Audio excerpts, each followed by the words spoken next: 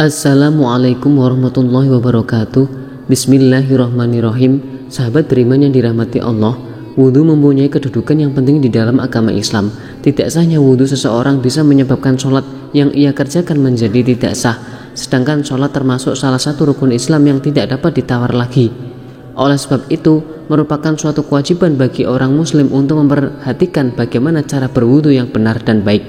Nabi SAW bersabda, tidak diterima sholat yang dilakukan tanpa berwudu, dan tidak diterima sedekah seseorang yang berasal dari harta yang didapat secara tidak halal. Hadis riwayat Imam Muslim. Oleh karena itu, inilah 10 kesalahan yang sering dilakukan oleh orang Islam pada tata cara berwudu.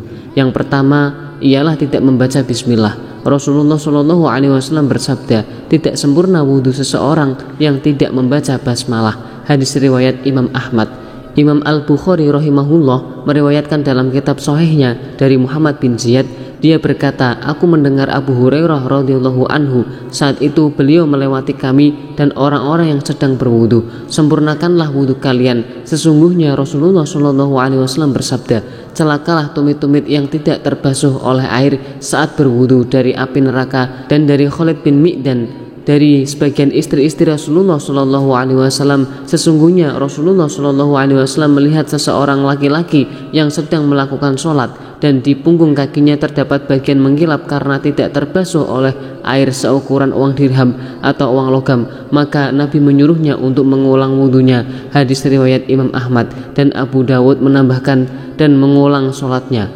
Kemudian yang kedua, membasuh anggota wudhu lebih dari 3 kali. Hal ini ialah was-was dari setan, karena Nabi SAW tidak pernah menambah cucian dalam wudhu lebih dari 3 kali.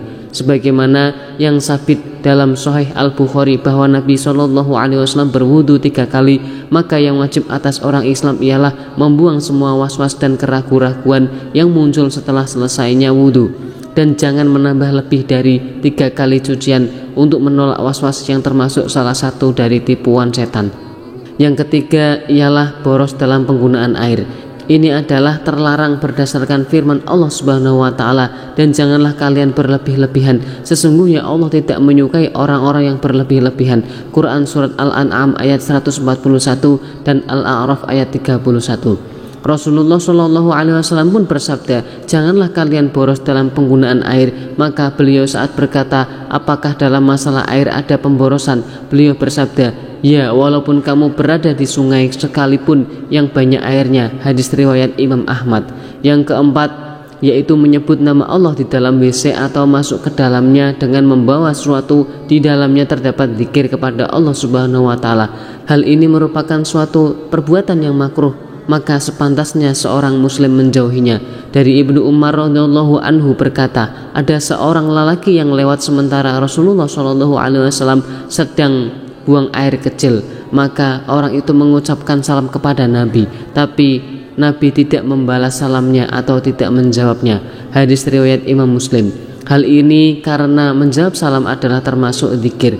Yang kelima adalah beristinja atau mencuci dubur setelah buang angin. Tidak ada istinja ketika buang angin atau setelah kentut. Istinja hanya pada buang air kecil dan besar saja. Maka tidak disyariatkan bagi orang yang kentut kemudian beristinja sebelum berwudu, sebagaimana yang dilakukan oleh sebagian orang. Imam Ahmad rahimahullah berkata, tidak terdapat pada Alkitab, tidak juga dalam sunnah Rasulnya adanya istinja dalam kentut. Yang ada hanyalah berwudu. Yang keenam, tertidur kemudian tidak mengulang wudu. Sebagian orang tertidur di masjid kemudian apabila iqamah dikumandangkan dan dibangunkan oleh orang di sebelahnya, kemudian ia langsung bangkit sholat tanpa berwudu lagi. Seperti inilah yang wajib baginya untuk berwudu, karena dia lelap dalam tidurnya. Adapun kalau dia sekedar mengantuk dari tidurnya sehingga masih mengetahui siapa yang ada di sekitarnya, maka tidak wajib baginya untuk berwudu lagi. Yang ketujuh, meninggalkan istinsya dan istinsyar. Istinsya adalah menghirup air lewat dari hidung sampai ke pangkal hidung, dan istinsyar adalah mengeluarkannya air yang dihirup tadi dari hidung. Sebagian orang Islam yang berwudu itu cuma memasukkan jarinya yang basah ke dalam hidung. Dalil tentang istinsya dan istinjar adalah hadis yang terdapat di dalam Sahih Al-Bukhari. Dari Umran, beliau menyifati wudu Utsman radhiyallahu anhu.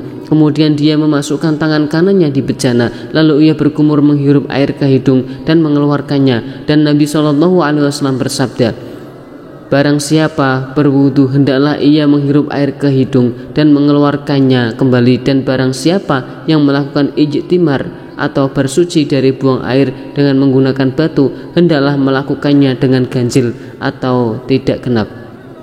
Kemudian yang ke-8 yaitu menganggap mengusap leher itu dianjurkan, padahal sebenarnya hal itu tidak dianjurkan dan tidak termasuk ibadah wudu. Kemudian yang ke-9 doa pada saat membasuh anggota wudu. Imam An-Nawawi berkata, doa-doa ini yakni doa-doa saat membasuh pada anggota wudu tidak memiliki dasar dalam Fatwa Lajnah Daimah nomor 2588. Dikatakan tidak ada doa dari Nabi SAW pada saat membasuh dan mengusap anggota wudu, dan doa yang dimaksudkan dalam hal ini adalah buatan orang-orang yang tidak berdasar. Yang diketahui secara syar'i adalah basmalah di awal wudu, mengucap 2 kalimat syahadat di akhir wudu, kemudian ditambah, ya Allah jadikanlah aku termasuk orang-orang yang bertaubat, jadikanlah aku termasuk orang-orang yang bersuci. Wallahu a'lam bishawab. Demikian yang bisa kami bagikan, semoga bermanfaat untuk kita semua. Amin amin ya rabbal alamin. Wassalamualaikum warahmatullahi wabarakatuh.